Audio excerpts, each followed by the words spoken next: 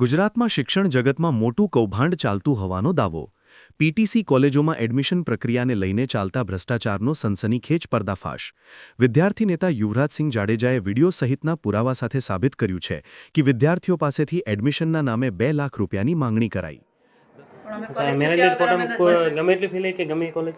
હા, 5 લાખ લઈ એમનો અધિકાર છે. કોલેજનો અધિકાર? હા, પાક તમે લો જેટલી લેવી જેટલી જેને કેપેસિટી જેટલી લો મેગની સર અમે બધા એટલે નિયમમાં કેવું બોલે? જેટલી લો ના એવો નિયમ જ છે. એવું નિયમ જ છે. કોઈ અમને રોકી ના શકે. આ તો સર આપણી નાની કોલેજ મેડિકલમાં જાઓ 25 લાખ રૂપિયા મેનેજમેન્ટ વધારે પછી ન્યુરો સર્જરી 2 કરોડ રૂપિયા મેનેજમેન્ટ. દસક્રોઈની કુશાગ્ર લતાબા સ્ત્રી અધ્યાપન મંદિરના ટ્રસ્ટીએ એક વિદ્યાર્થી પાસેથી મેનેજમેન્ટ કોટામાં એડમિશન આપવા માટે 2 લાખ રૂપિયાની માંગ કરી હતી, જેમાંથી 1 લાખ રૂપિયા ઉચ્ચ સરકારી અધિકારીઓને આપવાના હોવાનું સ્વીકાર્યું. અને પછી અમને જાણ કરો કે અમારા 2 લાખ જે ભરવાના કેટલા હપ્તા ભરવાના કે એક સાથે તો બધા દોડ જ ભરવાના. દોડ જ ભરવાના. જેના વાલીઓ બંને ખબર તમે કોના વાલી જોડે જ છું બધા મારા ઉર્મિલા જોડે જ છે. એટલે એમ કઈ રીતે ભરવા? હર્ષના પપ્પા છે ને એણે બી દોડ જ ભરવાના મેનેજમેન્ટ સાથે 2 વર્ષમાં. ખાલી એ મેનેજમેન્ટની મંજૂર કરાવવા દેવું સર એની પહેલા 50 આપે તો જો એમઓમાંથી બહાર આવી 16મી જાન્યુઆરી બહાર આવવાનું એમાંથી ત્યાં સુધી મારે આ વર્ષના પૈસા આપીએ જ છૂટકો. અને છે. તેમણે લોકમાન્ય કોલેજના પ્રિન્સિપાલ ગૌરાંગ પરમાર પર પણ ગંભીર આરોપો લગાવ્યા. માન્યતા રદ થયેલી કોલેજમાં પરમિશન પાછી લાવી દેવાનું કહીને 50% ભાગીદારીના એમઓયુ છેતરપિંડીથી કરી લીધાનો દાવો.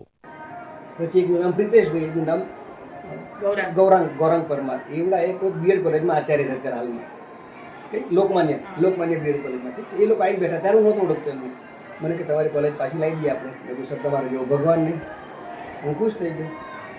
પછી મને કે 3.5 લાખથી સંદર્ભમાં પૈસા નથી. સુપ્રીમમાં હા, પહેલાં હાઈકોર્ટમાં જવાનું હતું તો હાઈકોર્ટમાં મેં મારા પાસે પૈસા નથી. હમણાં થોડા દિવસ ઝડપી છે. હું મારા એક મિત્ર છે ગાંધીનગર એને વાત કરી લઉં. હું સાચું જ કહું સર જે મેં કિંતુભાઈને ફોન કર્યો. મેં કીધું સર આ રીતે મને કંઈક કહેવા આવ્યા છે કોર્ટમાં જવાનું. મને કે ના જતા, જેવું જેનું થશે તમારું એવું જ થશે. નહીં જાવ તો પણ કોમન નિયમ આવશે. હા, અને સર હાઈકોર્ટનું જજમેન્ટ આવી ગયું એમાં 28 કોલેજ જીતી ગઈ, એનું નામ આવ્યું. અને જેણે અરજી નથી કરી કોર્ટમાં એ લોકો વિથડ્રોન, એટલે અમે ડરી ગયા. એટલે અમારું નામ અમે ડરી ગયા. નહીં વંચાયું એ લોકો મને બ્લેકમેલ જ કર્યું. આણે બી સહી કરી, મેં પણ સહી કરી, સહી થઈ ગઈ. પછી અઠવાડિયું નીકળી ગયું કોલેજમાં. પછી અમે બાળકોને બોલાવી લાગ્યા. પછી આ મને કે આપણે એમઓયુ એકવાર વાંચો તો ખરા. તો પછી એ લોકોને કીધું કે તમે એમઓયુની કોપી મને મોકલવાના હતા.